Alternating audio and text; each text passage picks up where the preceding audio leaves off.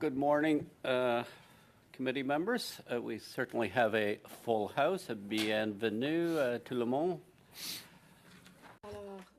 Has advised me that we do have a quorum. I will expect everybody will be appropriately designated to where they're supposed to be, because we have multiple members in the House.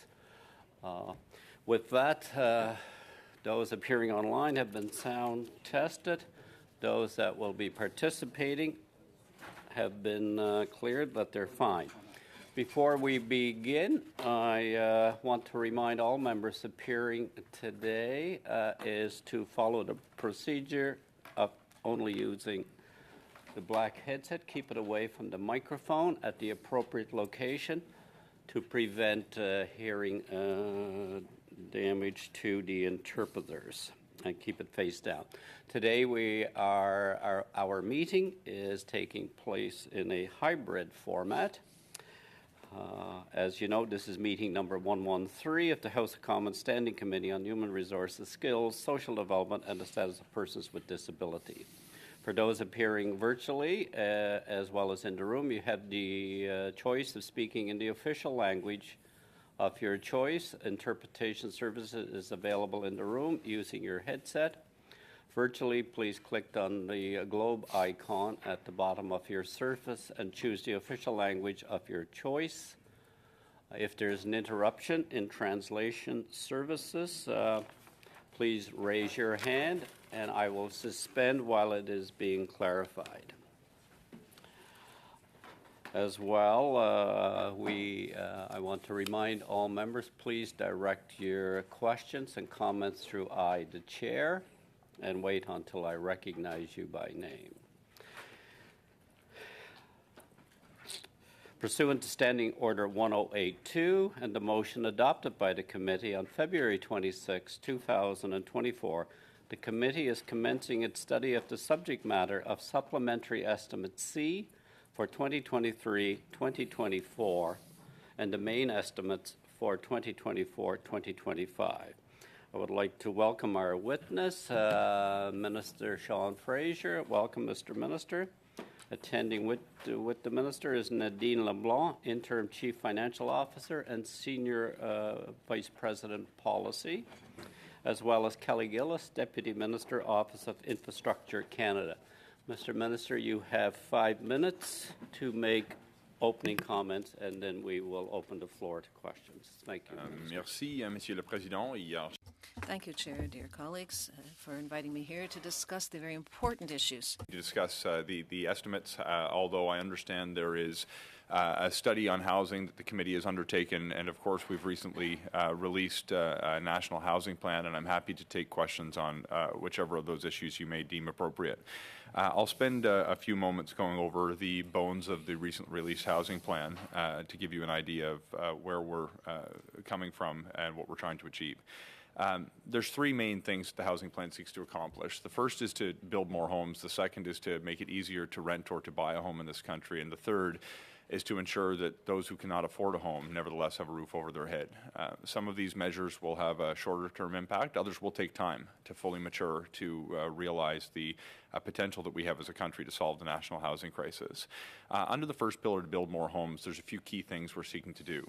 The first is to reduce the cost of home building through a series of different measures, including tax measures such as the GST rebate, the changes to the capital cost allowance to allow it on an accelerated basis. But we're also moving forward with low-cost financing programs, such as the Apartment Construction Loan Program, as well as an opportunity to partner directly with provincial governments through bilateral deals through what we have called the Canada Builds program. We're not limiting the low-cost financing to large institutional builders and are launching a program that's designed to help individual homeowners add accessory dwelling units with a low-cost loan to help them with the startup costs. In addition, there's a major opportunity to reduce the input costs of home construction by leveraging public lands.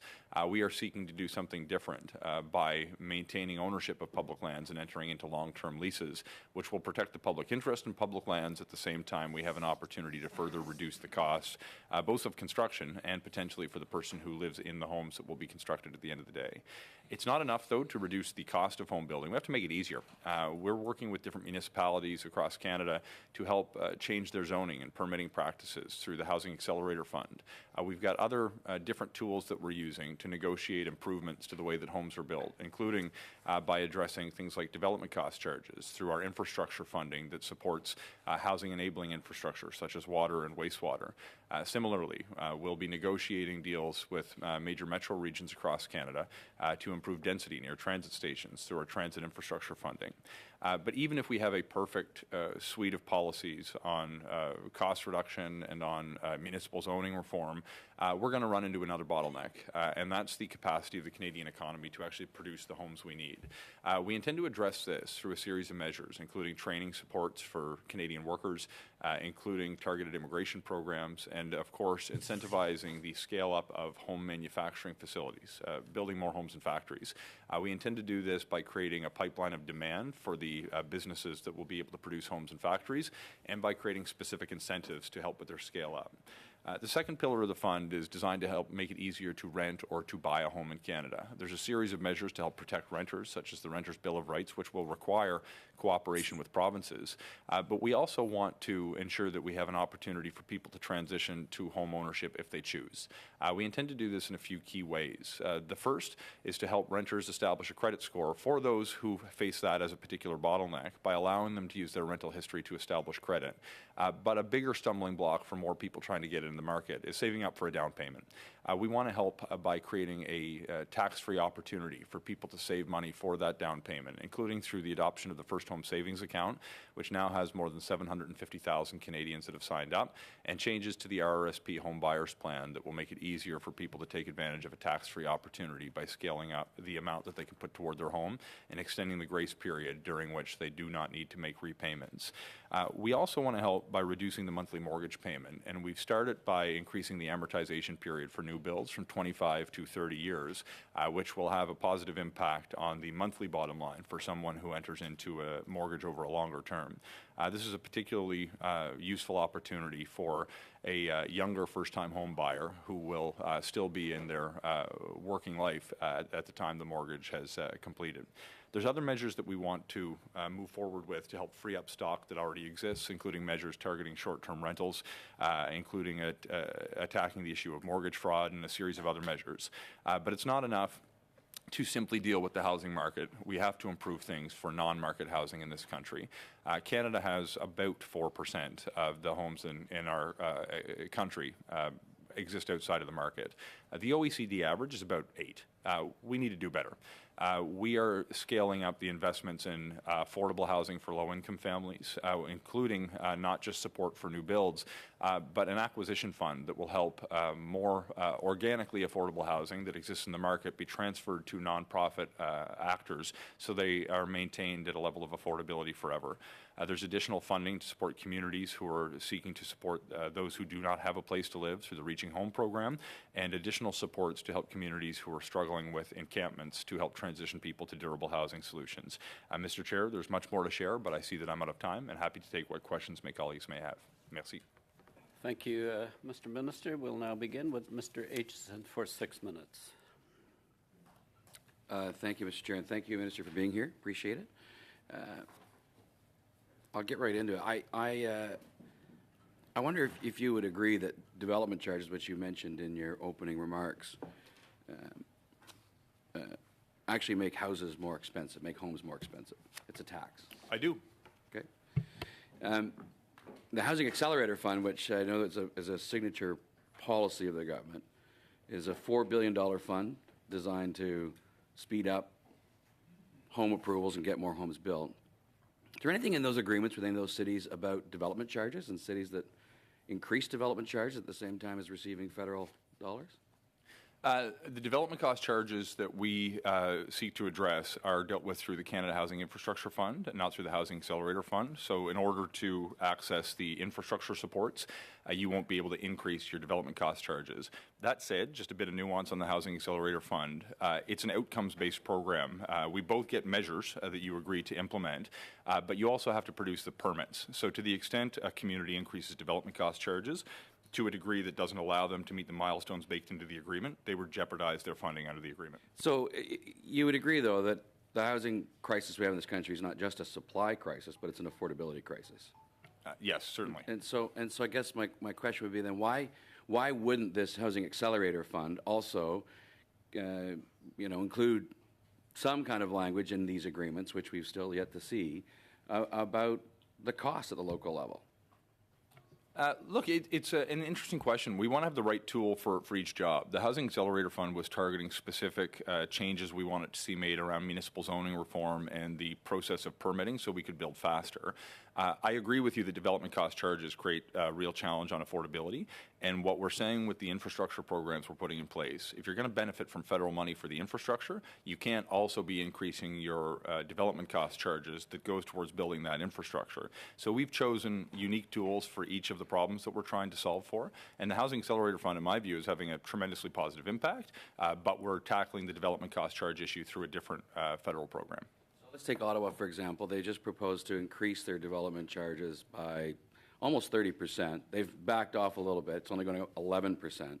The notion that they're going up at all anywhere in the country is absolutely mind-boggling in an affordability crisis. These accelerator funds are not paid out all at once. They're paid out in quarterly payments.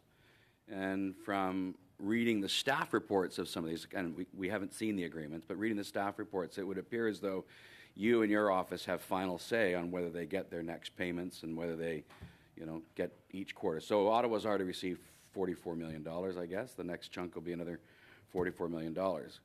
Would you be prepared to, address Ottawa or any of these other cities that have received or, recipients of this money to say, we need to focus on affordability as well and prorate the next payment or even not make the next payment if they keep increasing development charges?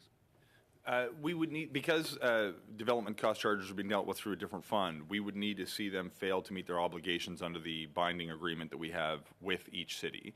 In this case, if they increase development cost charges to a degree where it impacted the permit milestones that they've agreed to achieve, then certainly we would withhold funds. No permits, no money.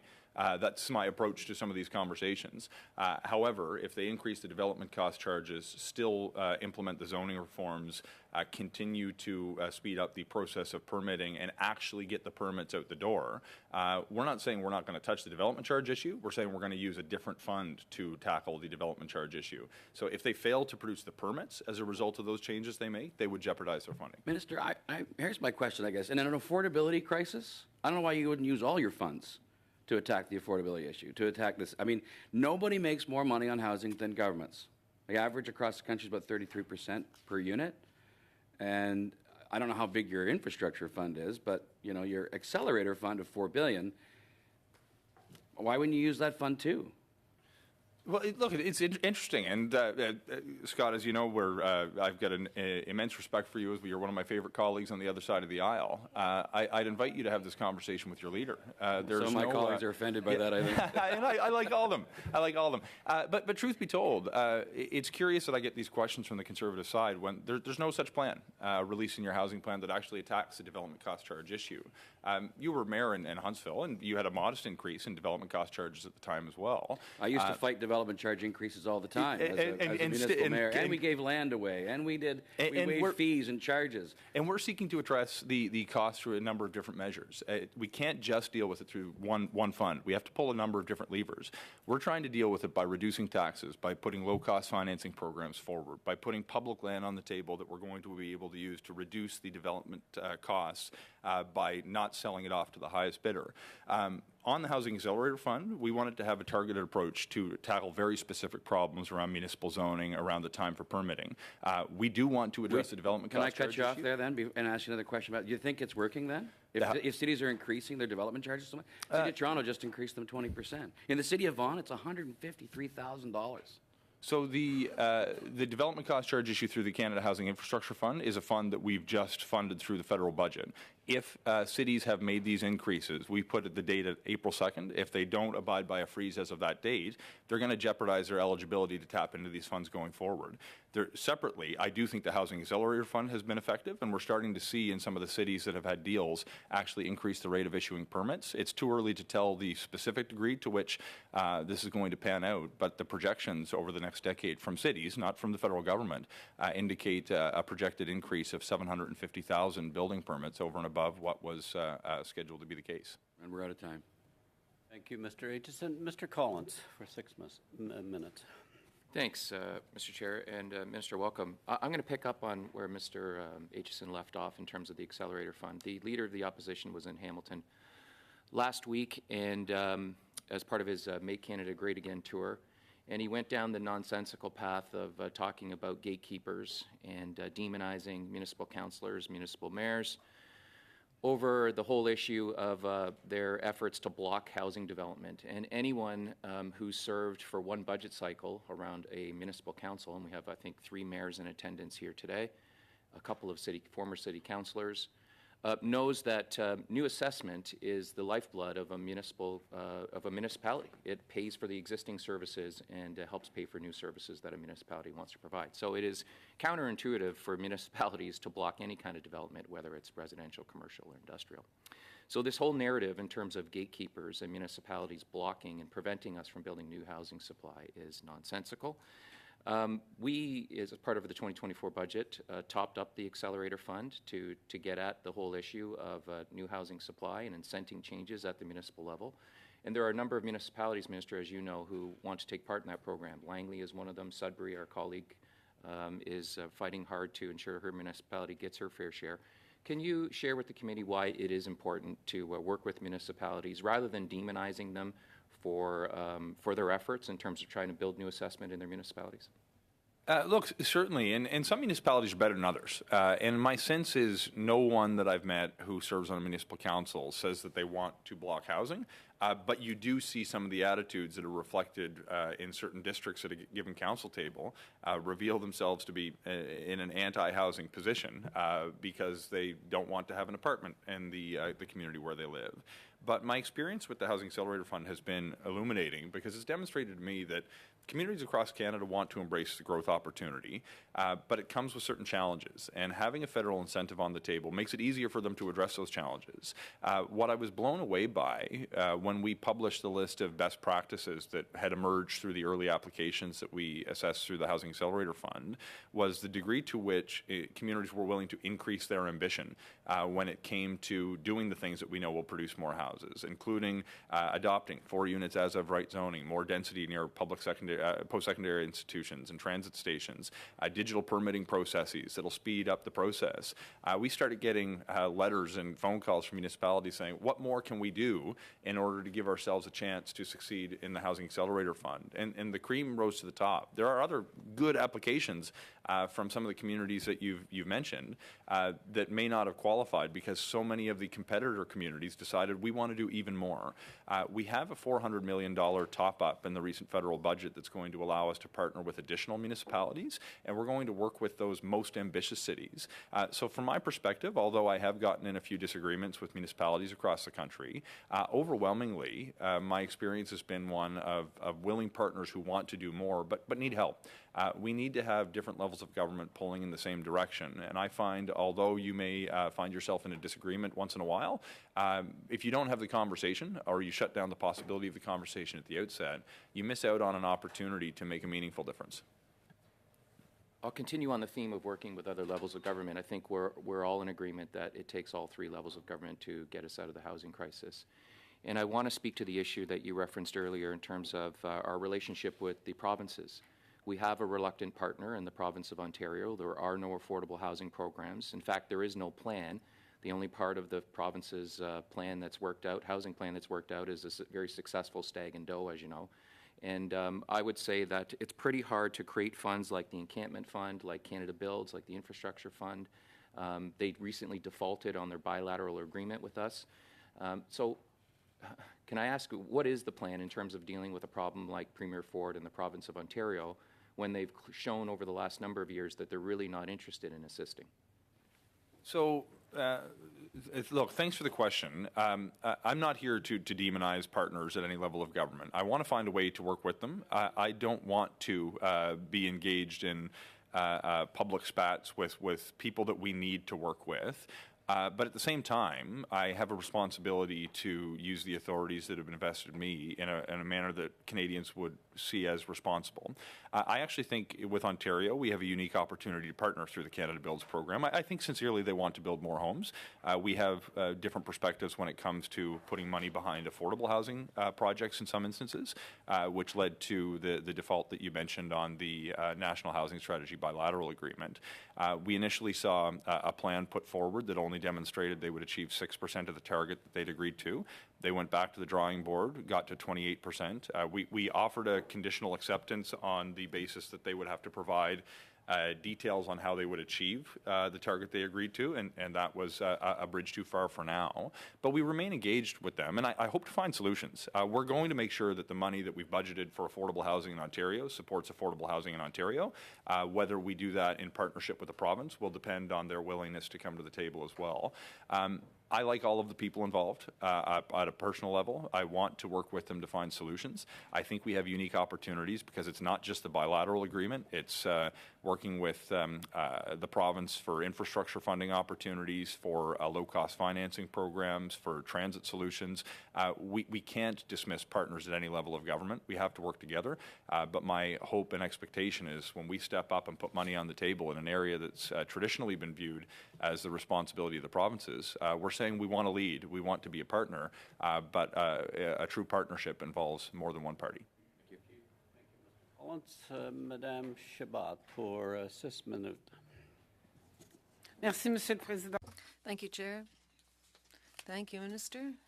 And thanks to the witnesses for your attendance to discuss this important issue, housing in society and the right to housing. Housing is a right. Let's not forget this. Minister, thank you for not demonizing provinces or cities. It's quite spectacular what we can experience here and in various announcements made by governments. We feel that elections are in the air, so housing announcements are being made more and more frequently. But in the announcements that you've made, which were sequential, following each other day by day, is this a confession of failure of your national housing strategy that your government implemented? Thank you for the question. No, I don't agree with your point of view. I believe that the national strategy has exceeded its objective. For example, nearly 500,000 units benefited from the National Housing Strategy.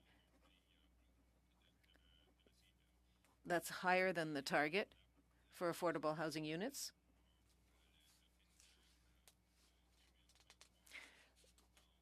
For end of 2023, the target was 20,000 units, and the result is over 150,000. But in reality, I need to increase the effort because things have changed. Challenges we were facing. Je pense un bon résumé de votre réponse. Well, I think this is a good summary of your answer. I have other questions, if you don't mind. You're familiar with the situation in Quebec. You know that in Quebec,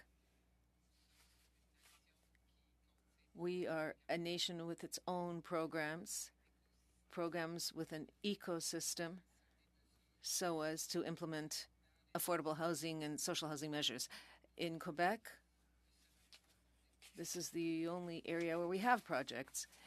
In your, you were saying that social housing only has 4% investment versus 8%. In the money that you are going to be implementing, what share is going to be attributed to Quebec? And are you prepared to pay this sum directly to Quebec so that Quebec can implement projects. Thank you. Normally, the proportion of funding for Quebec reflects Quebec's population. There's an example. I think there's an opportunity to address a fair share for Quebec in existing programs. It's different in commercial programs because they reflect demand in the economy. But for programs to support affordable housing, I think it's important to support efforts, particularly because Quebec is a leader in this in the country. So this is why we are looking at investing in the Accelerated Housing Fund, the Housing Accelerator Fund, with this direct funding. Quebec is the only province which is equaling these sums to construct 8,000 affordable housing units. I had a lot of conversations with my colleague, minister, to ensure that Quebec receives its fair share. But if we're leaders in Quebec and if that's recognized, we're seeing a multiplication of programs between announcements and the will to do something. It takes months and even years before anything is actually done. Is the federal government imposing conditions on Quebec?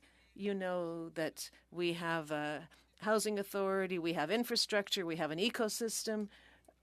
Why not just transfer the funds directly to Quebec and respect Quebec's areas of authority and competence so that we can have housing soon? We need social and affordable housing, and we have to focus on that. So why not transfer the money directly instead of imposing conditions? The cities have to do this, municipalities have to do that. But you recognize that we're leaders. So don't you think that this should be translated concretely? Quand j'ai des discussions. When I have conversations with my Quebec counterparts, the result is better after the conversations that we have. Not for establishing conditions, but for setting priorities that we share. When I speak to Minister Duranceau, we identify opportunities for Quebec to advance rules on the issues in the areas of provincial jurisdiction. And the idea is to create, the conversations create opportunities to identify possible partnerships with Quebec. I would like to advance more quickly. I'd like to achieve more also. But in my experience, results are better when you have conversations and negotiations. But there are a lot of... Oh, thank you. Thank you, Madame Chabot. This for 6 minutes. Thank you, Chair. Thank you, Mr. Fraser. Good to see you. You know, when I was a little boy in Timmins, my Irish granny used to call my Scottish granny, and we'd go uptown. And all the old mining widows would sit at the Woolworths, and the kids would go window shop. Nobody wants to go into the downtown anymore because we're hit with the triple crisis: mental health, opioid addiction, and homelessness. And the city is doing extraordinary work, but they're not equipped for this job. And so they rely on reaching home, and yet that's spread across Cochrane District, which is 144,000 square kilometers, over a dozen communities, numerous First Nations. So they are doing all this on $944,696 a year, and yet you've told them that they're going to get a 50% cut. So they're going to do all this on $465,000. Why would you walk away on Northern Ontario when this crisis is hitting us full force in the face? Thanks very much, Mr. Angus. And as I've shared with you before, I'm familiar with the situation in Timmins. My sister is a resident and runs a business in town and has been trying to do her part to participate in community efforts to help address some of these circumstances. First of all, thank you to the service providers who are helping vulnerable people. And I have what I believe will be good news. It'll take a few months to sort out the final details at a community level. The reason that there was a drop in funding was not a cut to the program, but the exhaustion of the pandemic era increase that we saw through Reaching Home to help address short-term pressures. We've decided in the recent federal budget, should it pass, that we want to reestablish that higher level of funding. We expect in the months ahead to be able to notify communities of what that increased funding will mean at a local level, and given that you've reached out to my office, we'll be sure to provide you with an answer as quickly as we can as to what it means for the communities in your constituency. Well, that'd be really important because Kenora District, 33.5% children live in poverty. That's staggering. They're facing cuts of over 50%. North Bay, DSAB, they've been trying to create this integrated homelessness hub, yet their funding is scheduled to drop 70% so that they would get by on $245,986. I mean, what are you going to buy with that? Nothing. So can I go back to Northern Ontario and tell our communities that they're not being left behind, that that funding is going to be bridged? Because they're being told right now to prepare for cuts, so they're having to make decisions now about walking away on programs that help the homeless. So the specific amount for each community, if I had that information today, I would give you that information today. You'll see in the budget that there was a major top-up through Reaching Home. That will translate into an increase. The specific dollar amount I will get to you as soon as we have. We should also discuss the other opportunities through newly funded programs, including addressing encampments and challenges with homelessness over and above Reaching Home that are in the current federal budget. I'm glad that you're using your voice to actually draw attention to this problem, because it is a real problem. It's not fair that people in a country as wealthy as Canada go to bed without a roof over their head. I want to help. I can tell you that we're putting money behind that desire to help as well, and we're going to work with members across the country to help ensure community organizations in their regions are supported. Well, I appreciate that, because you know what I see happening in my community in Timmins, I know it's as bad and worse in other northern communities, and the Northern Ontario's always learned if we don't stick together, we fall really hard. So one of the efforts was Thunder Bay Social Services Administration Board, and they have the highest opioid-related mortality rates in all the Ontario Public Health Unit region, 77.2 per 100,000. So they've reached out to work with Cochrane District. They've reached out to work with Kenora. So everybody's coming to the table to try and find solutions. And it's the one thing that's really inspiring in this crisis. They've asked to have the government recognize the work that they're doing through Reaching Home, because they're also taking the enormous pressure of Treaty 9 communities where we have, 18, 20 people living in 3-bedroom homes. So Kenora, Thunder Bay, Cochrane District are under enormous pressure from the housing crisis that is 10,000 times worse up in Treaty 9. So they've been reaching out to Mushkegowuk, to Nan. So will the federal government be willing to sit with them and say, yeah, we recognize the larger Northern Ontario issue, because a single municipality just simply can't take this on? Look, when communities come to understand that that they can care about one another as much as they do themselves, you're going to help more vulnerable people with that approach. If your request is that we make time, we will make time. If your request is to personally sit down with me to go over some of these details, I will make time. It's on the record now, folks. Yeah. Charlie Angus just asked him to sit down and make time. You're all watching. You're all witnesses. We're going to sit down and we're going to make time. I'll look forward to it immensely, Charlie. Okay. Thank you very much. Mr. Angus, you're through? You have 50 seconds left. You finished? I got my answer. Okay. Thank you, then, Mr. Angus. You're the first one to end. First one to end on time. Okay. Now we'll go to the second round with Mr. Shivani. Shivani? Thank you, Mr. Chair. For 5 minutes, please. So, Minister Fraser, I believe I heard you say to our colleague from Quebec that you believe the National Housing Strategy has exceeded its objectives.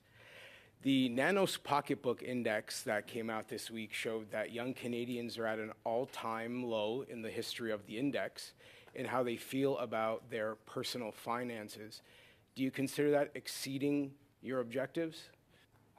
No, and to be clear, I was partway through an answer, but I wanted to respect Madame Chabot's opportunity to move on to the next question. It's exceeded the targets that were set at the time. We need to change the landscape because the landscape. We need to change the policy approach because the landscape has changed.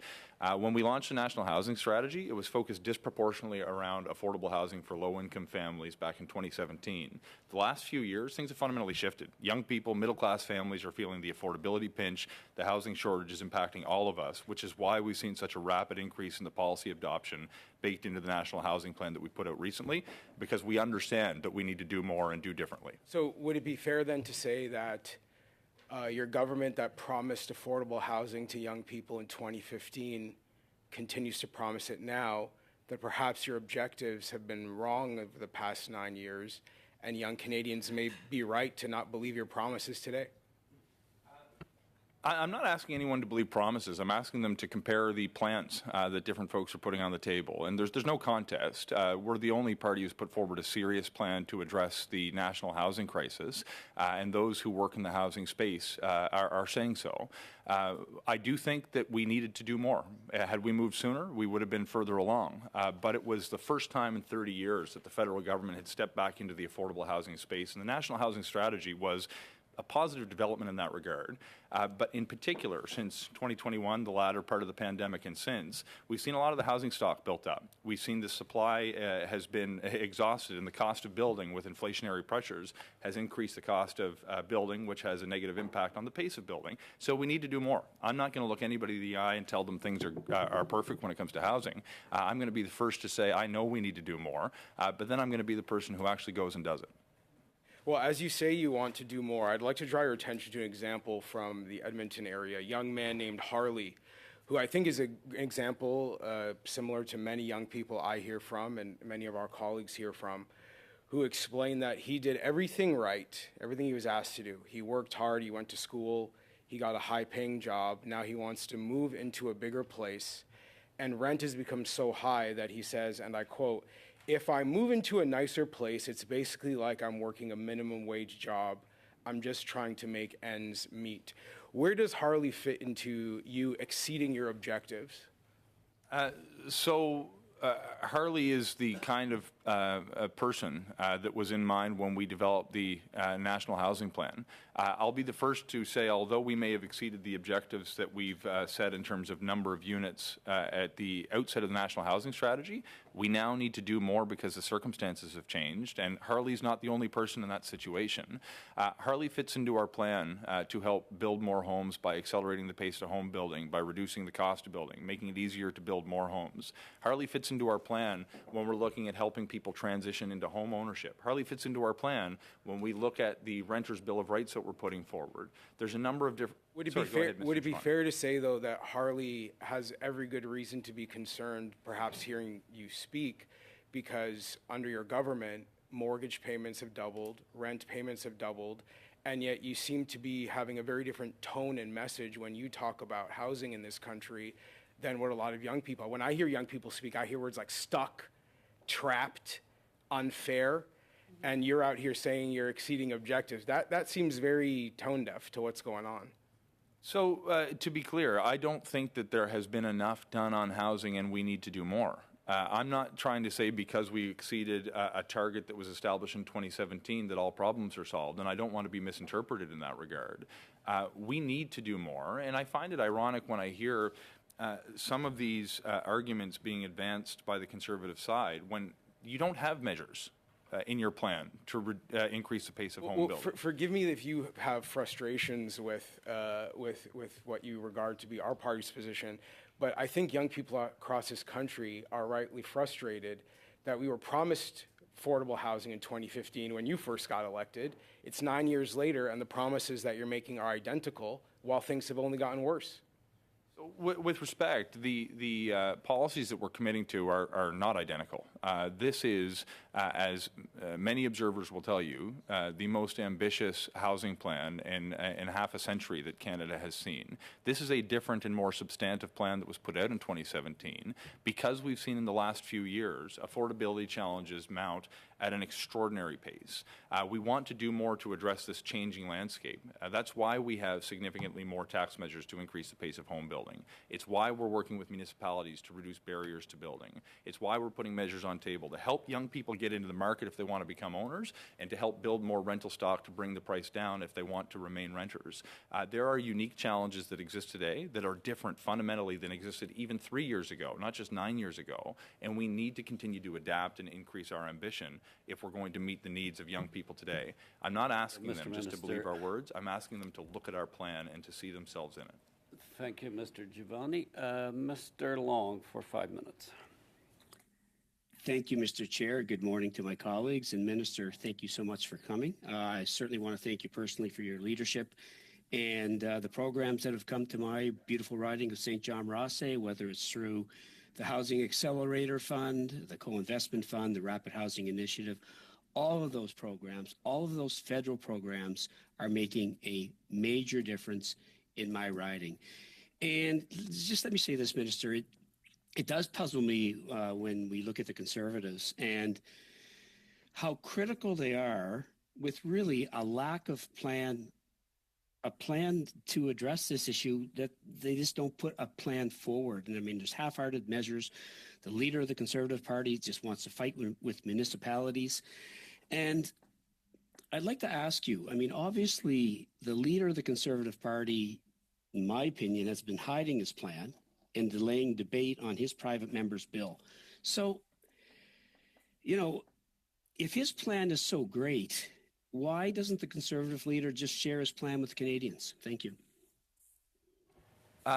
Look, Mr. Long, I can't speak for him, but I find it curious that the private members bill he's put forward continues to be delayed. I expect it's because it's been widely criticized for folks who operate in the housing space. It's been very poorly received. They did publish a plan, but it doesn't have any policies around some of the issues we've been asked about today. It doesn't have any policies that address municipal zoning reform. It doesn't have any policies that address development cost charges. It doesn't have any policies that address homelessness or affordable housing.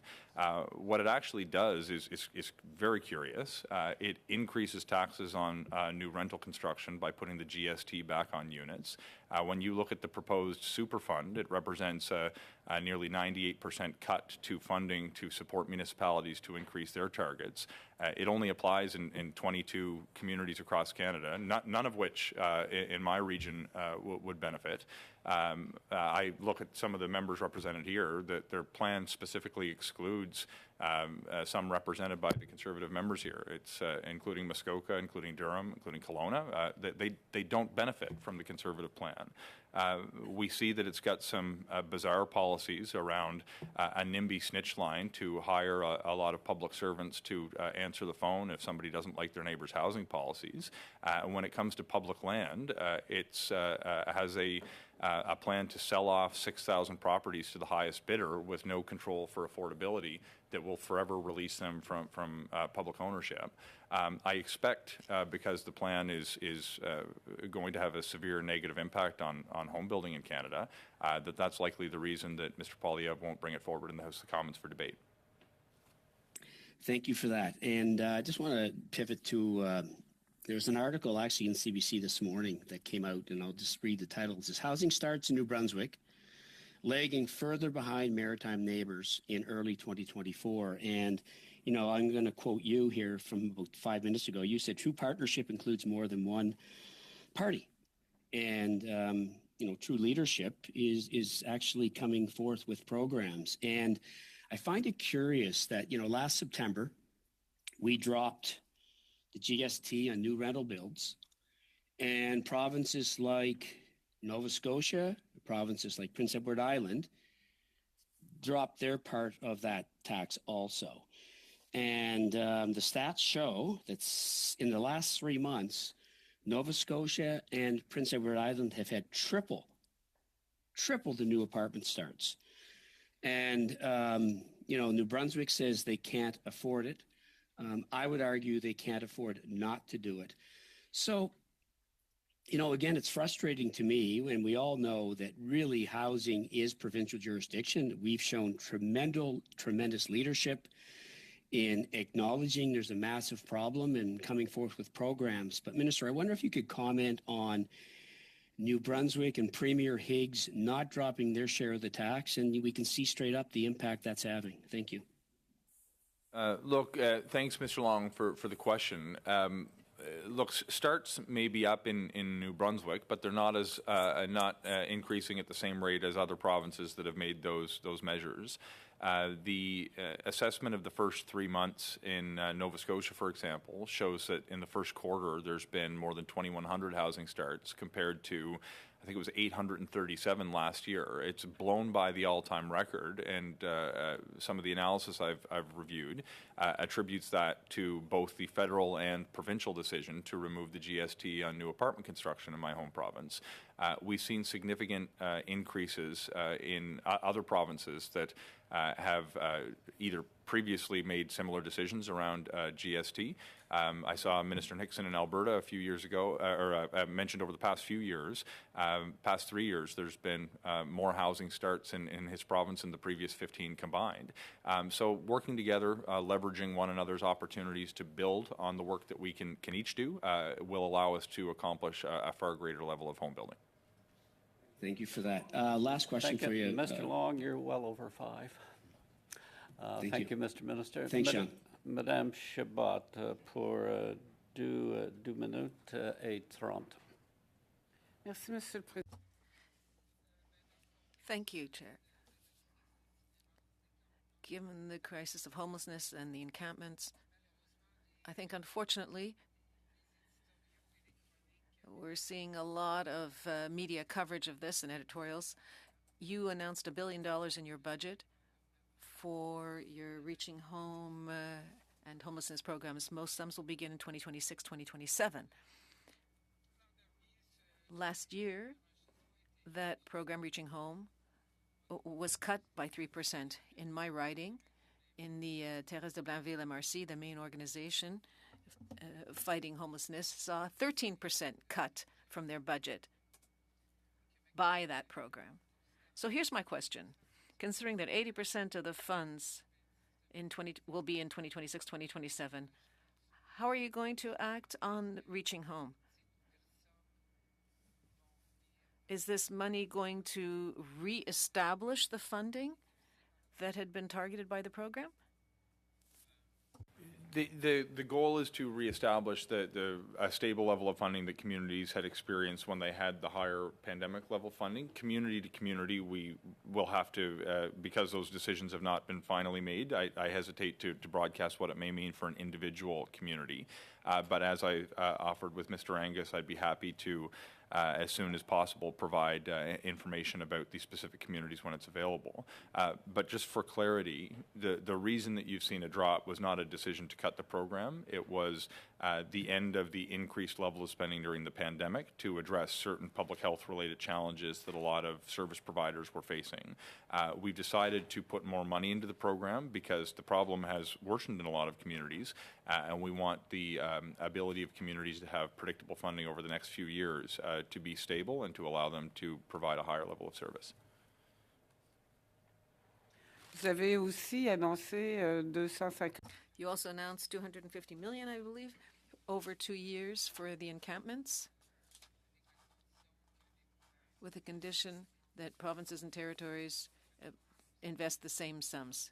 So concretely, what are you actually going to do in the short term? Là, on parle.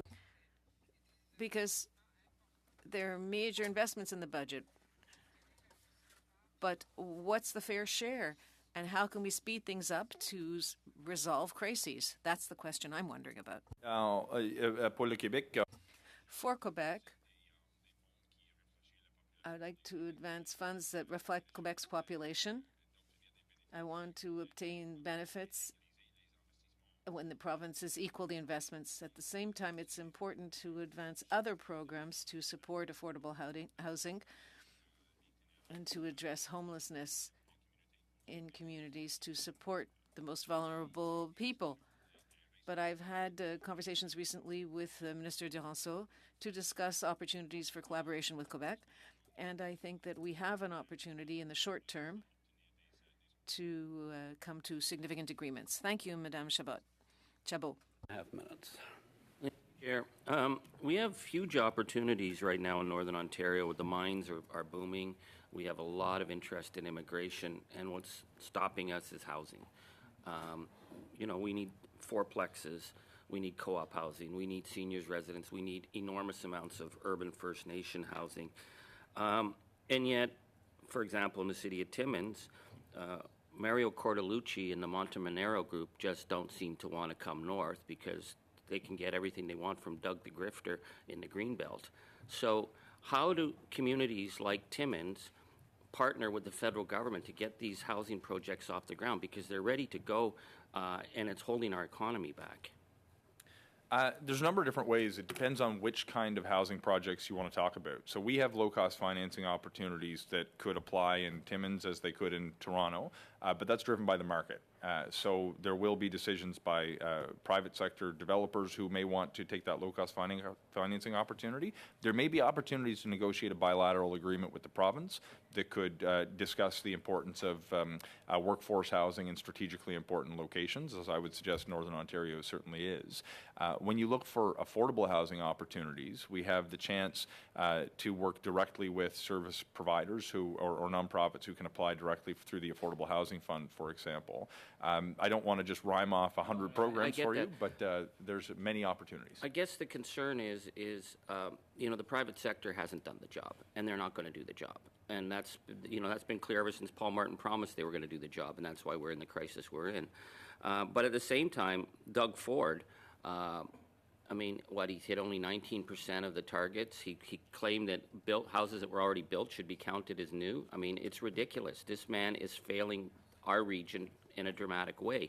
So we have mayors ready to get to the table, and they're looking to the federal government. We know you're cutting deals with the cities, but what about municipalities that are smaller that Doug Ford just is not going to come up and do anything for our northern communities, but the communities are ready to go? So not every community has benefited from direct deals with the federal government, but some have.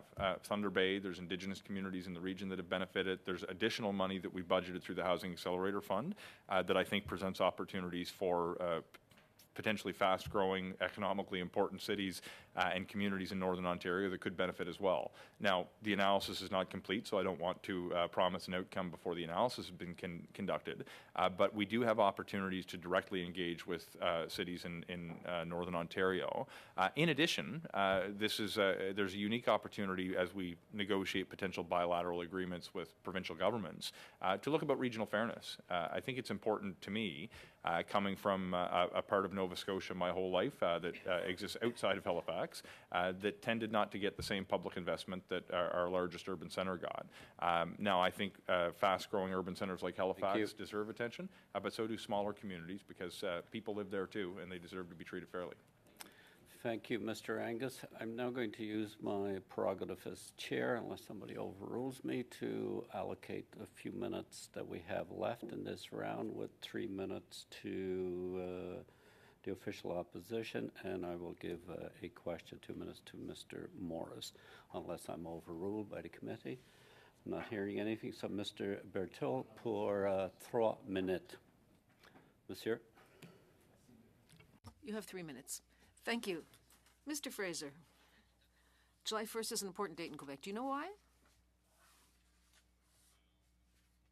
Why? It's a chaotic day in Montreal because most Quebecers move on July the 1st. According to housing organizations, 15% more housing assistance requests are going to come this coming July the 1st. Thousands of people are going to need new housing. It's a disaster in waiting. Their organizers are saying it's the worst July 1st in their lives. You've failed across the board. You're not even able to tell us that you know why July 1st is an important date, Mr. Fraser. Mr. Fraser, how many housing units will your Accelerator Fund build and have available for Quebecers on this coming July 1st? Comme vous savez, well, you know full well the process of building housing takes months. It's possible for big buildings to take over a year. This is not the program to support construction. Yes, a simple question. The Liberal government's been in power for 9 years. We're preparing to see the most chaotic July the 1st ever seen in Montreal's history. How many housing units will be available for these people who are even considering suicide? They're so desperate. They just want to end their lives because they don't see any possibility of housing themselves on July the 1st. How many housing units have you built or will you build for these people? I don't have numbers for Quebec at this time. For the whole country, it's approximately 500,000 units.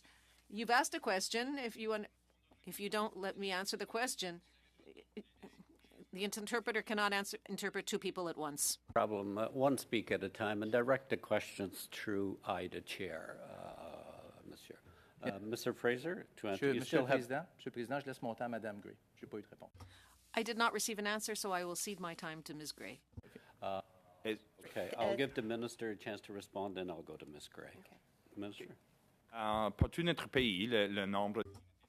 For the entire country, the number of housing units supported is nearly 500,000 units. I can send you an email with the details for Quebec, but there are many opportunities in the future as well. See, Ms. Gray for 1 minute, one question. Minister, the Federal Housing Advocate told CBC News on February 14th that homelessness encampments represent, quote, a physical manifestation of exactly how broken our housing and homelessness system is from coast to coast to coast in Canada. Would you agree that encampments show how broken our housing and homelessness system is in Canada under your government? There's a number of different factors that go into challenges around homelessness. What I find curious consistently is all of the questions I'm receiving from my Conservative colleagues are about subjects Minister, where they you're don't not have answering any the question. proposals You're diverting. You're not to actually address the answering my challenges. question. So I'll There go is to not another a single question. policy order, that the Chair. Conservatives have put forward. Point of order. We just want to hear the responses. We're hearing the question. The responses matter as much. Thank you. Ms. Gray, I'll ask you to wind up with your last question, and I'll give the minister the chance to respond. Then we're going to Mr. Morris. Well, Minister, you haven't shown any results even in your own home province. It was reported that in Halifax, homeless encampments are at double capacity, and the City of Halifax is now looking for more land to build more encampments. So I'll ask you again, you've been in government for 9 years. There's 16 months until the next election. By what month will Canadians see fewer homeless encampments in our communities? Look, I think it'll depend on the specific community. I expect we're going to see serious progress in the near future because we're putting serious resources on the table. There is more money that's going towards addressing very serious challenges in Halifax to address encampments specifically, in fact. There's more money that's being put towards building more affordable housing, not just in Halifax, Serious but in progress isn't Kelowna, a as date, you would know Minister. as well. Mr. Morris for 2 minutes. Thank you, Chair, and thank you, colleagues. Minister, as you know, my community's been hit particularly hard by the housing crisis that we are in, including the number of people living unsheltered having tripled in recent years. I appreciate you've at least talked about how non-market housing is deeply affordable and a really important part of the solution. Your statistic is a little bit high. It's 3.5% is the total number of social housing. It's the bottom of the G7 that we are as a country right now. I also appreciate that you've made time to meet with some non-market, non-profit housing providers in my community. They are ready to build, from KW Rehabilitation to House of Friendship, Indwell, the Working Center, One Roof. And so they were looking at this year's and last year's budget. Budget 2023, there was nothing. Fall Economic Statement 2023, there was nothing. Budget 2024, the Rapid Housing Fund that they were looking towards has been cut. It's $100 million, down from round 3 was $750 million a year. So we missed a year, and now it's cut. The Rental Protection Fund is important, but there's only $5 million for the whole country there. And then Reaching Home, it's $225 million across the country in this year's budget. So my question for you is, why cut rapid housing when it's been such a critical program for nonprofits to build housing? And can you commit to those Reaching Home dollars reaching Waterloo Region? Because we need them.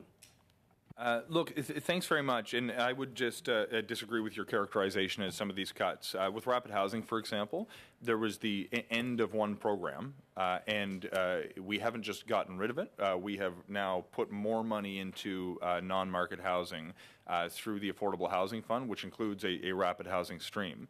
One of the reasons we wish to do that is because we want to leverage money from other levels of government. The Rapid Housing Initiative was a great opportunity during the pandemic to move quickly with buildings that could be 100% financed by the federal government. Now that we have an opportunity to bring other levels of government on board quickly when we know what the shared projects are, I think we can do more. So although the year-over-year spend may go down under one program, the total on affordable housing will go up. But that's a reflection of one program ending, not a decision to cut funding within that program, if that makes sense. Thank you, Mr. Morris. Thank you, Minister. That concludes the first hour. Thank you, committee members. We're actually right on time. We'll suspend for a few minutes while we transition to the next hour.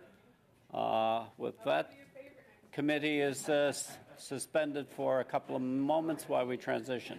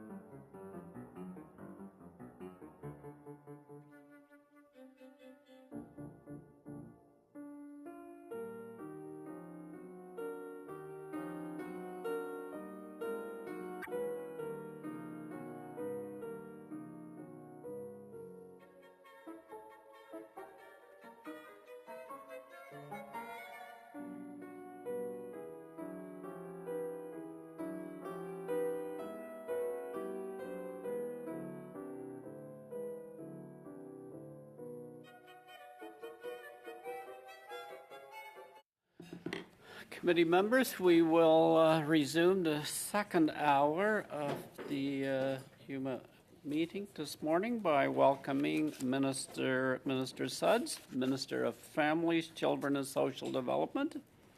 As well, we have Paul Thompson, Deputy Minister, Karen Hall, Associate Assistant Deputy Minister, Brian Leonard, Director General and Deputy Chief Financial Officer. And Minister and staff, they're here to take questions on Supplementary Estimate C for 2023-2024, main estimates for 2024-25. We will begin by giving the Minister 5 minutes for an opening statement. Madam Minister, you have the floor. Excellent. Thank you very much, Chair. I'm accompanied today, as you mentioned, by Paul Thompson, Deputy Minister for ESDC, Brian Leonard, Director General and Deputy Chief Financial Officer, as well as Karen Hall, our Associate Deputy Minister, to talk to you today about our responsibilities regarding the Supplementary Estimate C and main estimates, and to update you on the progress that pertains to my portfolio as Ministers of Family, Children and Social Development. Making investments to support families is not only the right thing to do, it's about building our community's future. We're focused on programs and on policies that make life better for Canada. And we've made important progress in supporting parents and kids. With Budget 2024, we've demonstrated that the government remains committed to improving children's lives and ensuring fairness for every generation. With too many kids trying to learn on an empty stomach, we're taking action and we're creating a national school food program, providing meals for up to 400,000 additional children to ensure that kids across the country are not at school hungry. Nous voulons nous assurer de... We want to be sure to offer children the best possible start in life. This is an aspect at the core of our early learning and childcare program, which is a Canada-wide program that we announced in 2021. Just 3 years, over 750,000 children across the country are benefiting from affordable, high-quality childcare, with some families saving up to $14,000 per child per year. But we know that as fees have reduced, so has demand increased. Some families are still waiting for spaces, and there is more work to be done. As part of the agreements signed with every province and territory, the federal government is supporting the creation of nearly 250,000 new childcare spaces across the country by March of 2026. Measures have already been announced by provinces and territories to support the creation of over 100,000 new spaces to date, and we are not slowing down. Le budget 2024 The 2024 budget also proposes new measures to create more affordable spaces. The expansion loan program will enable public and non-for-profit childcare providers to build new spaces or to renovate existing ones. Funding for Indigenous early learning and childcare is enabling Indigenous governance and partnerships in this sector and supporting program delivery, including expanding access to culturally relevant early learning and childcare for Indigenous children within the Canada-wide system. But it does take more than bricks and mortar to make a space. We need the talented and dedicated educators who are the cornerstone of this system that we are building. C'est pour cette raison que nous accordons avec les provinces. This is why we continue to work with provinces and territories, with the exception of Quebec, in our agreements that we have made. Our agreements with all provinces and territories except Quebec include commitments to supporting qualified early childhood educators. Efforts made to train early childhood educators, to recruit them, and to retain those already in the system remains top of mind for us all. 2024 further proposes to invest $48 million over 4 years to offer student loan forgiveness for early childhood educators in rural and remote communities. Additionally, we announced our intention to increase training for ECEs, and this year's budget proposes $10 million over 2 years to train more ECEs, build up the talent required for expansion of affordable, high-quality care.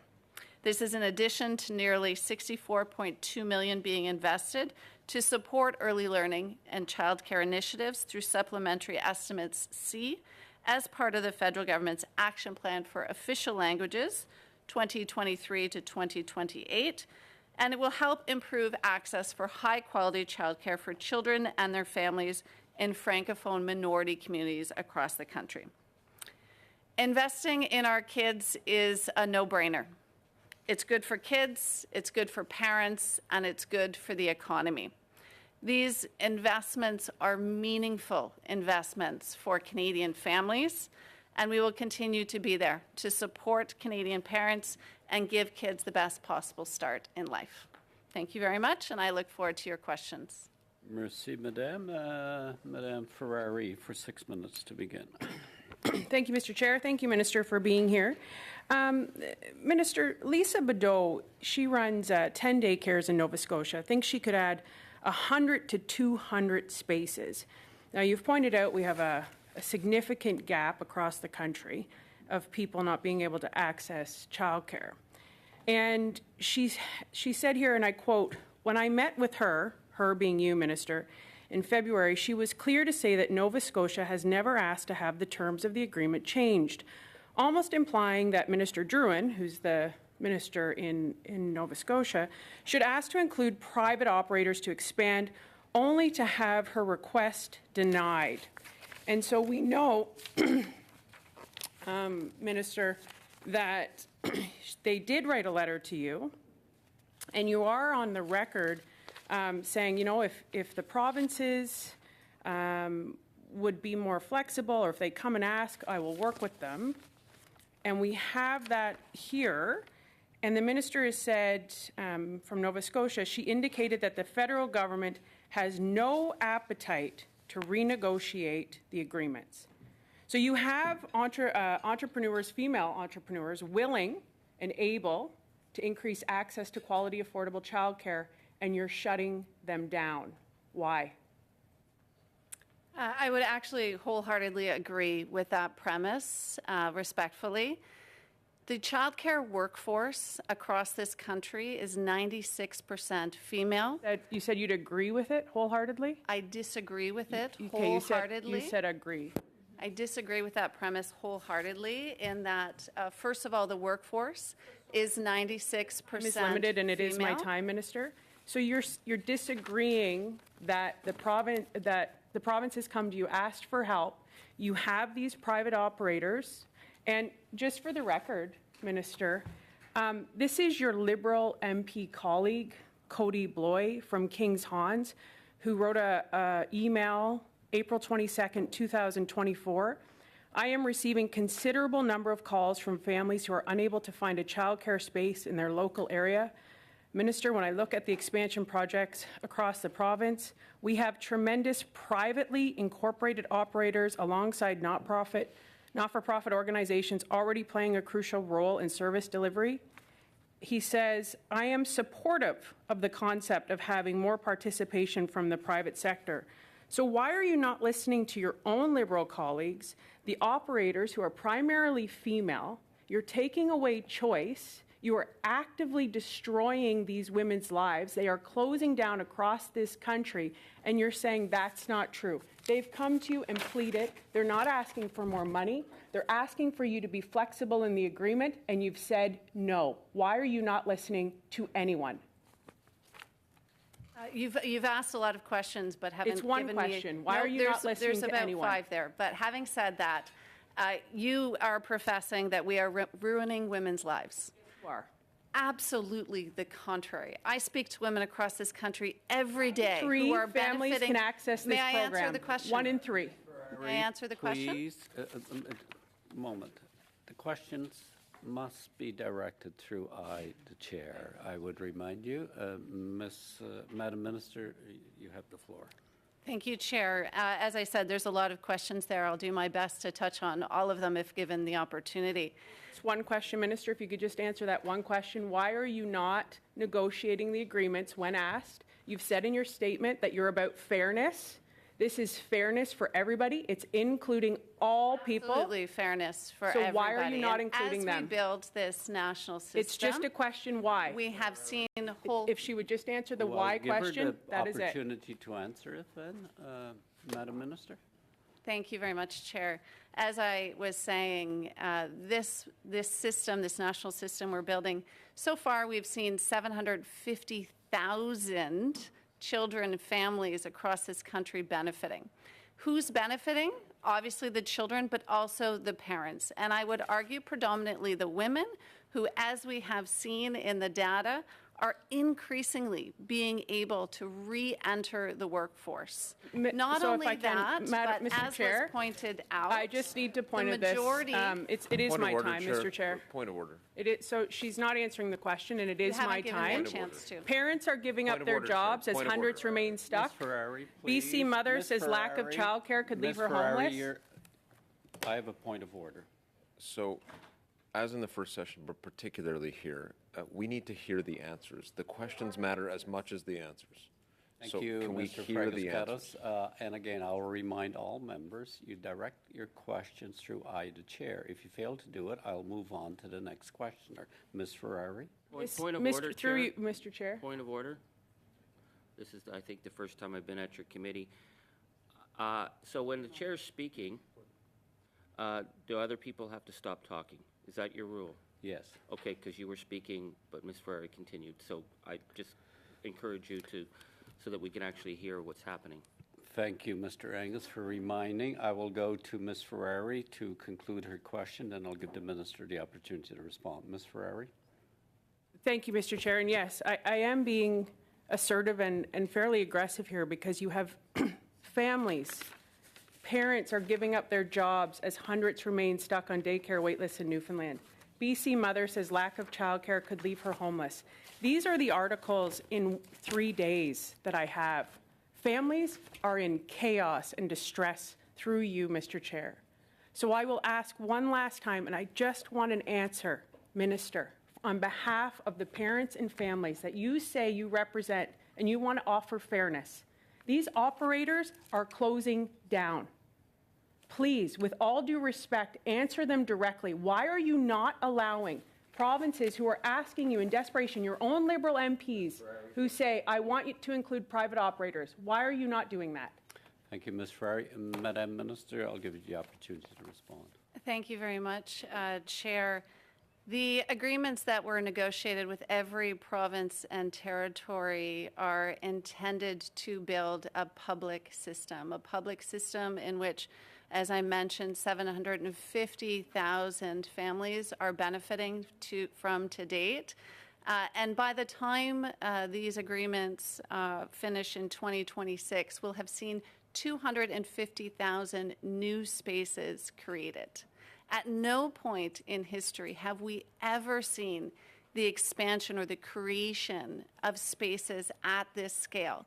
And what does that translate to? That translates to more families being able to return to the workforce. Sure. Thank you, Chair. Thank you, Ms. Ferrari. Madam Minister, we'll now go to Mr. Coteau for 6 minutes, please. Thank you very much, Mr. Chair, and thank you to the Minister for joining us today.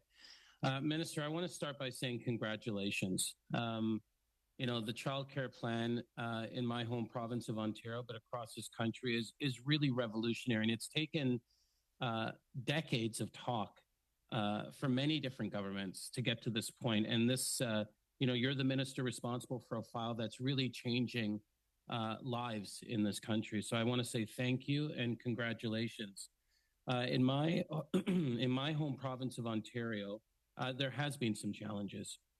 And those challenges, you know, and I've met with stakeholders, including parents, folks from organized labor, people who work within the sector, providers. And the big challenge that they have is that Ontario seems to not be fulfilling its end of the agreement.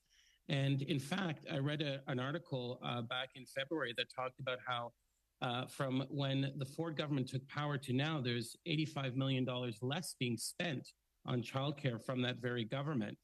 And to make things even worse, the $10 billion plus that has been allocated to the province is not being spent on the specific file. So my question to you is Ontario fulfilling its end of the bargain, and is the money being spent in the province? Thank you very much for the question. And I'm also a member of Parliament here in Ontario, and can certainly attest to the fact that first of all, it's important to note that the province of Ontario, as did every province, signed on to this 5-year agreement with expectations and outcomes which they're accountable to achieve in order to, of course, continue to work with us and receive the funding that we are providing. It is a partnership. We do need to work together to make this successful, but ultimately childcare is provincial jurisdiction. And so when our colleagues point out some of the challenges, I implore us to continue to work with the province, to work with your respective MPPs in your area to raise these challenges. You're very right. In Ontario, we've funded $10.2 billion over 5 years. In the most recent year, our funding does increase year over year. It increased by 17%. But we're seeing that the province of Ontario has not yet entered into a long-term funding formula with the operators here on the ground in Ontario. And in fact, this is very much stifling the operators' ability to consider adding spaces, consider growing, which is what we need. And so the work that I continue to communicate, and I know many of my colleagues are as well, is that we need a province that is willing to fulfill their commitments and to work collaboratively to ensure that these spaces are created. Here in Ontario, there is a commitment by the province to create 86,000 new spaces by 2026. And so we need to get to work already. Admittedly, I mean, it is changing lives here in Ontario. Families are saving on average $8,500 each and every year per child. I get to speak to families across the country and here in Ontario, and the stories are incredibly impactful of what this translates in a young family's lives and these savings. We've seen in Ontario 300,000 kids benefiting to date, but we need to keep pursuing, keep doing the work to ensure that those spaces get created and that Ontario gets a funding formula in place that works for operators. Thank you so much for the answer. Mr. Coteau, Yes, could you lift your boom a little? The sound. Is that better? Okay. Okay, great. Thank you so much, Minister, for that answer. One of the other programs, and again, these are programs that are national. They're new. No government in recent decades have brought forward new national programs at this rate, but the student nutrition program for this country is a huge game changer. When we have young people going to school who don't have the right type of nutritional value in their food, it can affect their behavior. It could impact their cognitive abilities. It can impact performance, attention. When you're out there talking to people in the sector, what are the biggest gains we'll make by having a program like this nationally across the country? Thank you very much. And through the chair, I think you're absolutely right. As we are moving forward with this National School Food Program, we will see an additional 400,000 children receive food at school. And what does that mean? What does that translate to? That means kids are able to focus on what they should be focusing on, right? Focus on learning, focus on their social interaction, having lunch with their friends. You know, I recall a recent conversation actually here in Ontario with a teacher who was sharing how there's a little boy in her class who always is off to the side at lunchtime because he doesn't have a meal to eat and he's embarrassed. So he misses out not only on obviously the health and the well-being of being well-fed and being able to learn, but he also misses out on the social interactions of being able to sit with his friends at lunch and have conversation and form friendships. So there's incredible gains. Obviously, when we invest in our children, we're investing in our future.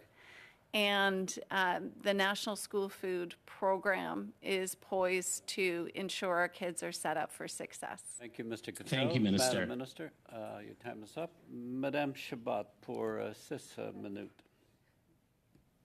Merci, Monsieur le Président. Thank you, Chair. Welcome, Minister, and your team. Welcome to all of you once again here at HUMA. I can't resist making a brief introduction when I hear people talking about Canadian child care policies.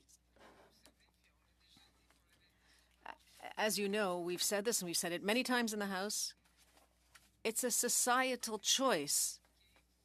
Yes, it is complex for the federal government to tell the provinces to create spaces because the federal government's not the one creating the spaces, it's the provinces.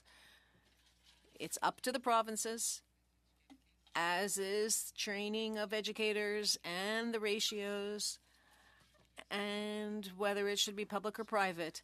Each province makes its choices, and there are provinces who have never made the choices that Quebec made 25 years ago and more. Quebec is a leader, and the whole federal government narrative about creating spaces and how it's good for family and women's coming back to the labor force, that's all true because it's the narrative of our model. So if anyone doesn't like what's happening in their province, well, do it. It's a social program. Invest. Well, the federal government, you're talking about a model, but the federal government is not the one who's going to have a universal child care program. You said it's going to benefit 750,000 children. Thank you. What? I imagine that you're including Quebec in that figure, which should not be the case. So if you remove Quebec from that, how many spaces have been created? Thank you very much for your question and for your work. Correct in stating, well, much of all of what you've said, frankly, in that Quebec is very much a leader. And when you look to the success of Quebec and the work that was done more than 25 years ago in creating the system there, we've looked to Quebec and to the successes that have been achieved as we've built out this system. And particularly, you see the impact on women's participation in the workforce in Quebec and all that that has been able to accomplish. The numbers that I had quoted, 750,000 children that have been, their families that have been able to access the system, it does not include Quebec. Je veux savoir le chiffre en dehors. I want to know about the figures outside of Quebec. Yes, so that is a number that does not include Quebec. As you, I'm sure, know, our agreement with Quebec is an asymmetrical agreement. And we do not have that data to include. No, mais Microphone. You've said that family is the jurisdiction of Quebec and the provinces, education as well. So you've announced something, I think it's even in your electoral platform, about money for food nutrition plans. Is it your intention? You know that in Quebec there are already food programs for children at school, and this has been the case for a few years now, because this is the choice of Quebec or the provinces to do this. You can deplore the fact that there are children needing this, but the federal government is deciding to give a hand. Well, with your bill that we're going to be seeing later, are you going to recognize the same thing? That we're leaders? And that you will give us the right to withdraw with full compensation? Thank you. Merci pour la question. Thank you for the question. We are quite fortunate when you look across the province. There's a number of provinces who have done some great work when it comes to national school food, within the province. I looked at PEI. I had a chance to visit not that long ago, and they've got an incredible system on the island in which children are receiving hot foods for each and every school day for lunch. Having said that, when we are proceeding, obviously, with the National School Food Program, we will be entering into agreements similar to what we have done with the early learning and childcare with each province and territory. That work has not yet begun for obvious reasons as we move forward with the budget, but we will engage in those conversations in the near future. J'avais une question. I had a fairly straightforward question. There are already existing measures in Quebec. I don't know about the other provinces, so much the better. So you're deciding to make a contribution to an area of our jurisdiction. School education is very clearly Quebec and the other provinces' jurisdiction. Are you prepared to say that we deserve to have the right to refuse with full compensation? Those discussions obviously will transpire in the coming months and over the summer with an aspiration of reaching agreements very quickly, as we'd like to, of course, ensure that children are able to have access to food at school as quickly as possible. Again, it's, I respect the comments and would agree that Quebec has done some great work, but we'll enter into those discussions in the near future. Madame Chabot. Mr. Angus, 6 minutes, please. Chair, certainly New Democrats have been very supportive of a national school program. We know in our regions children who go to school without food. 31.5% of children in Kenora right now living in poverty. Those children are not getting proper food to go to school and nurture their brains. What concerns me is you've mentioned a couple times your figure of 400,000 people, students. Where did you come up with that number? Through the chair, thank you for the question. And undoubtedly, we all agree, I think, that ensuring kids at school have access to healthy, nutritious food is incredibly important. The number that you're referring to, the 400,000, is an estimate based on the work that's already underway in provinces and territories already. So there's a number of various programs, whether it's through Breakfast Clubs of Canada, Healthy School Food Coalitions. There are groups that are doing this work already. So there is some data that has been able to be accessed as to what's happening in order to give us grounds as we look at $1 billion and we look at the population, the school-age population across the country, to be able to decipher that we expect that it will be approximately 400,000 additional children over and above those already receiving food supports at school. Because right now there's over 3 million children in grades 1, kindergarten to 8. The 400,000 would fit the cohort of grade 6 and nobody else. So my question then is, so is this going to be a stopgap? And then what about regions that are doing programs that are paying for it? And then a nearby region that isn't? Are you going to compensate? Like, is this going to be a universal program or is this a series of stopgap measures? Mm-hmm. So you're quite right. There is approximately $200 million across the country that is being spent currently by provinces and territories in school food programs. So you could expect, obviously, as we roll out our contributions to that, we would expect the current levels of investment by province and territories to be maintained, and that our dollars are additional to augment and to increase the number of children that will be reached. So all that to say, we fully expect that as we enter into these agreements with provinces and territories, ultimately it will be up to the provinces and territories how they administer on the ground within their province.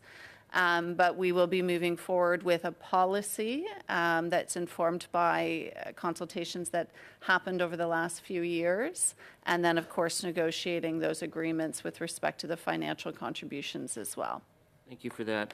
One of the things that I spent most of my political career dealing with is the huge inequity faced by First Nation children, particularly in the far north.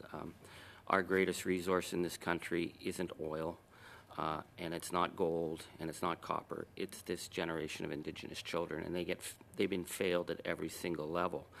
So I noticed when I was very excited in 2017 when the government announced the Indigenous Early Learning Child Care Plan.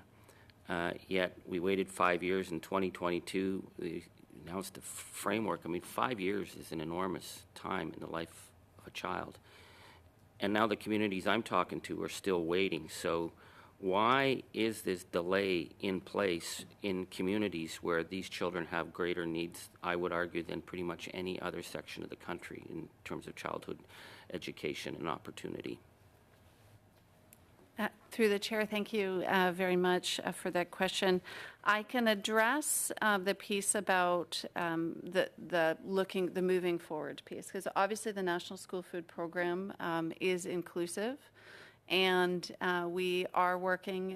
One of my counterparts, of course, Minister Hajdu, is very much engaged in this work, and there is a portion of funding that will absolutely be supporting Indigenous populations, Inuit Métis populations. So that work will be moving forward as we negotiate the agreements that I mentioned. Sorry, I'm talking about the early child care. Oh, sorry, I apologize. Strategy. Apologies. That was announced, waited 5 years to Got say you. there was a framework, and it's still not really out the door. That's what I'm concerned about. Apologies, I thought you were on to the school food program. With respect to their early learning and childcare, yes, you are correct. We do have agreements in place and are working with the leadership, Métis, Inuit, Indigenous leadership on rolling that forward. In the spirit of nothing for us without us, the work does continue. We've seen some progress, undoubtedly.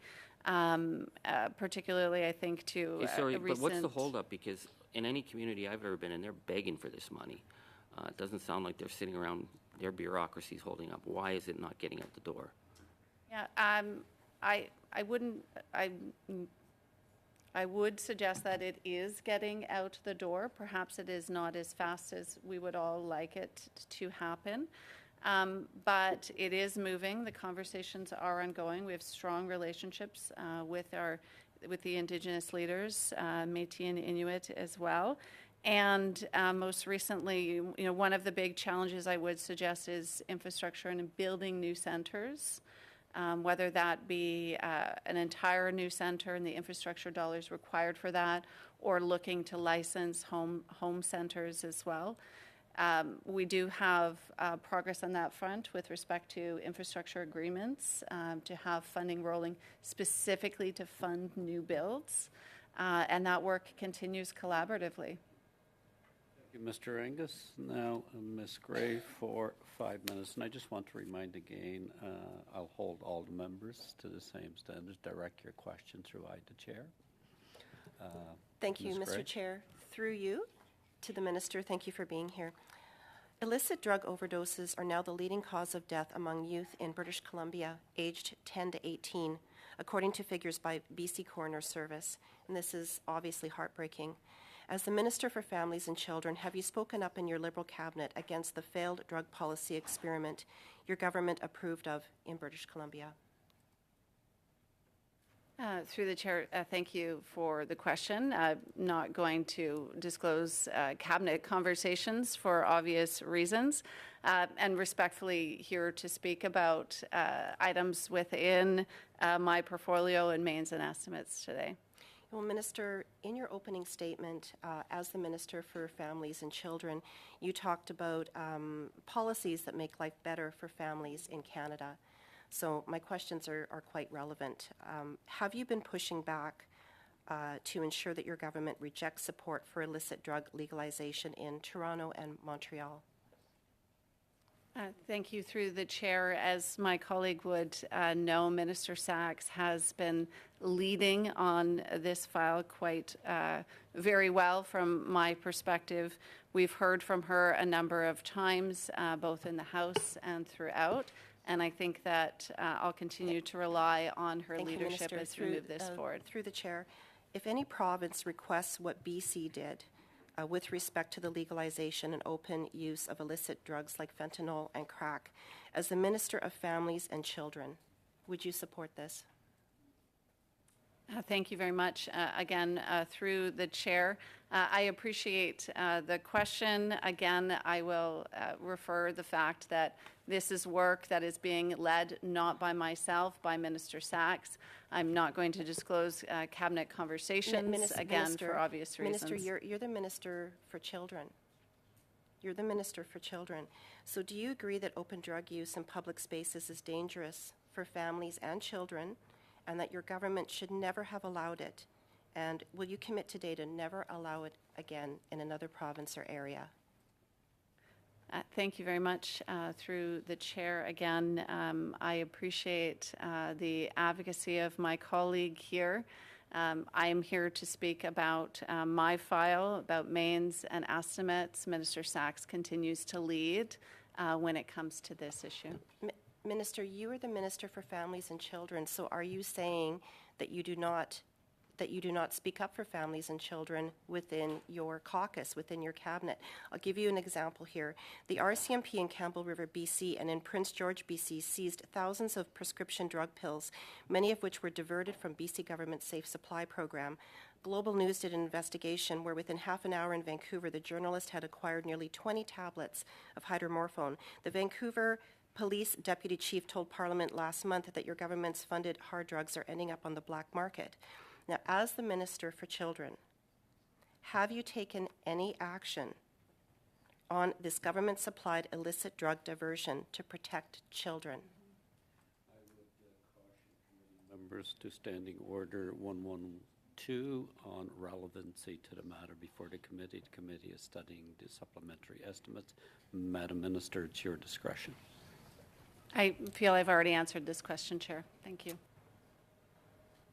Well, Minister, you are the Minister for Families and Children, and to be pushing this off is really unfortunate. You are the Minister for Families and Children. We have point of your order. Point of order, Chair. You just referenced a standing order. These matters can be raised at committee, but it has to be the relevant committee.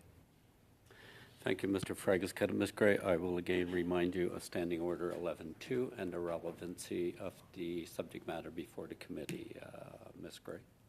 Thank you, Mr. Chair. I'll let the minister know. I'm almost out of time here. That I speak to schools in my community quite often with students, and in fact, I've spoken to 6 classes in the last 6 months. And one class project that occurred where the teacher had students write questions about the most important things to the students to me. And do you know what the top 2 items were? They were the equal amount as number 1, crime and drugs, and the other was affordability. So after 9 years of your government and you as Families and Children's Minister, this is your legacy, isn't it? I'm not sure what the question is, but I will agree when it comes to affordability, and I will point to our Canada Child Benefit, providing families up to $7,000 each and every year per child in supporting them in raising their young families. I will point to a national child care system that is achieving 50% savings in every province and territory and $10 a day in 8 This is thousands of dollars each and every month that families are saving, and that translates to better outcomes for their children, more dollars left at the end of the day, whether that's extra food, whether that's the new pair of shoes we know our kids need every other month. That's affordability. Those are the measures that we're taking. Thank you, Ms. Gray. Mr. Fragos-Catos for 5 minutes. Thank you, Chair. Thank you to the Minister and officials for being here. Minister, you just mentioned the Canada Child Benefit. What are the most recent numbers on the number of kids that have been lifted out of poverty as a result of the benefit? Thank you very much for the question. And undoubtedly, the Canada Child Benefit has been incredibly impactful, lifting literally, I think it's 3.5 million people, or excuse me, we're seeing 3.5 million fewer people in poverty as a result. These are dollars that help families each and every month, offsetting which we know are expensive costs raising a family. Most of us around this table have children. We experience that. It's expensive to have a young family. So whether it's through the Canada Child Benefit coming in each and every month, which I will point out as well, is indexed to inflation each July, or whether that's our national child care program, saving thousands of dollars for child care if you need it, if you participate, whether that's the the Canada Dental Benefit, and now, of course, moving forward with pharmacare. We have a record, our government has a record of ensuring that we are supporting families through all stages of their life. Thank you very much. I want to pivot to childcare now. And could you speak to the fact that the child care program that we see unfolding across the country is actually quite nuanced, takes into account the fact that we have different approaches to child care and seeks to support those models wherever they exist. There's not-for-profits that benefit, there's for-profit organizations that benefit, and home center models as well. Could you speak to that? Because I think sometimes when people hear about a child care program, they might think it's just one thing, and in fact, our government has realized that it's nuanced on the ground, and we have to recognize those nuances and offer support accordingly. Absolutely. Thank you for the question through the chair. You're absolutely right. When we look across this country and how childcare is delivered and the preferences of families across the country, there are differences. And whether you're rural, remote, urban, things are different. And the system that we are working with our partners, the provinces and territories, Indigenous partners, to build offers parents incredible choice. First of all, I would suggest it's not a mandatory system. You have the choice of whether you choose to participate or not. If you do choose to seek child care through our system, there's still an abundance of choice. You could choose to put your child in a child care center. You could choose to put your child in a family day home. There are various options when it comes to for-profit or non-for-profit centers or care. You could choose to leave your child with a relative. You could choose to have in-home care as a nanny. All of these choices that existed prior to 2021 all exist, but now the difference is they're affordable. Parents now have the opportunity. When prior to the fee reduction, there were many families who couldn't obtain childcare, who couldn't afford to pay the rates that had existed. So, arguably they have more choice now because they realize it's within reach and that they're able to afford the options that we've put out. I have 1 minute left, Minister, and on the school food program. I have constituents in London that are quite interested in this. Certainly, colleagues around the table will have been asked the same, I'm sure. What can we tell constituents back home on what to expect moving forward? 400,000 kids stand to benefit as a result of what the government announced in Budget 2024. What can we expect, as I say, in the next few weeks, few months, as the school year comes around? When can that support be offered? And what would you tell organizations? For example, we have Growing Chefs in London, a great not-for-profit that is involved already in helping with breakfast programs. How can they be further involved? Thank you through the chair. Great question. In the near term, our next step, obviously, we need to get through our budget process here. But having said that, come early summer, we will begin engaging with provinces and territories to negotiate those agreements, those funding agreements. We will be putting forward the National School Food Policy in the next few months as well. The opportunity for organizations such as the one you mentioned in your community is to ensure that the province recognizes the work that they do, ensure that they engage to be able to continue to grow the impact through the funding that we will be able to be flowing through the province. Mr. Fragascaros, Madame Chabot pour 2 minutes et 30 secondes. You have 2 minutes and 30 seconds. Thank you, Chair. Minister, what is Canada's experience in school food? What do you know?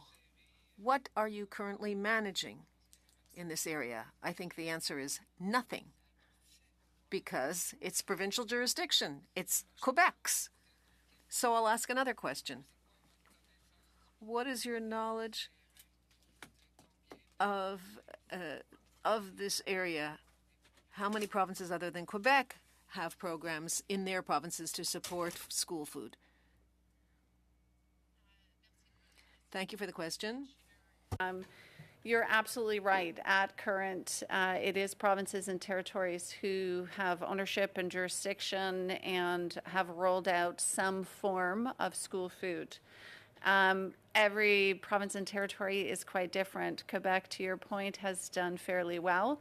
PEI has done incredible work.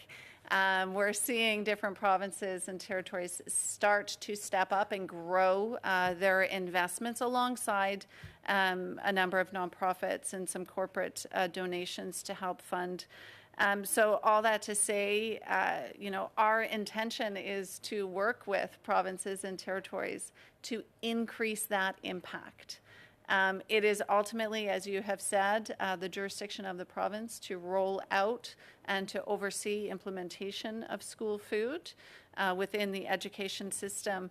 But you have a willing federal government who is here ready to support, ready to put dollars into building out a national system so that families across the country and children across the country can benefit. Merci, Madame la Ministre. Thank you, Minister. Do I have any time left? 30 seconds. 30 seconds. Well, I'd simply like to say that obviously everybody agrees with the principle that no child should go to school hungry. I think that's a very clear fact. That's why we're investing, and that we can do better in Quebec, but we're investing significantly. You're saying that you haven't yet worked with Quebec and the provinces, whereas this is an electoral province dating back to 2021. Our wish is that Quebec can enjoy the right to withdraw with full compensation. Thank you.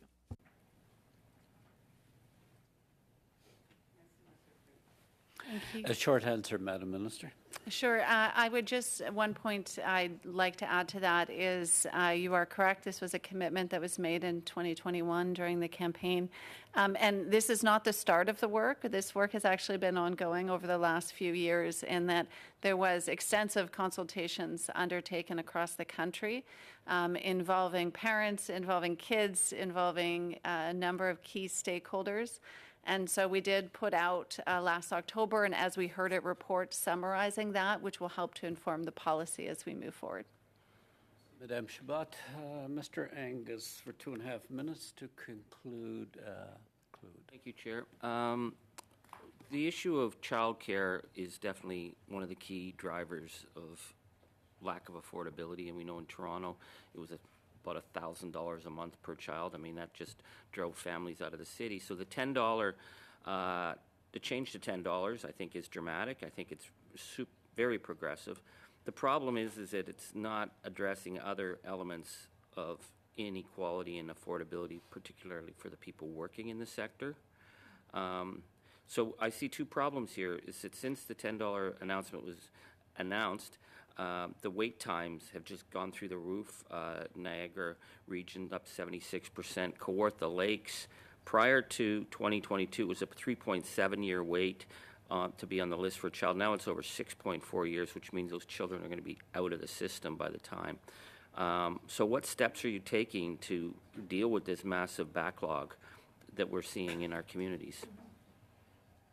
Great question. I noticed your reference was mostly Ontario. Yes. Okay. So in that case, speaking to what we are doing here in Ontario, we have an agreement, I don't need to get into the details again, with the province. The province has committed to creating, I believe it's 86,000 new spaces by the end of the agreement. The biggest barrier as it stands right now, I'll cite two perhaps. So one is, again, the province has not sat down with operators and hammered out a long-term funding formula that gives operators not only obviously ensuring they're sustainable and they can cover their costs, but also giving them certainty that they will be able to grow. I have to interrupt there because I only have a few seconds left. There's a March 15th report that just came out that talks about the perfect storm that's hitting childcare in Ontario. And one of the key indicators is that the wage paid is $19 an hour, which is not even close to a living wage. When $25 is what you need. So that we're asking people to step up and look after children while paying them a pittance, and that we cannot attract people. So what are the negotiations about ensuring that people have a proper wage, so that we bring qualified people into the system?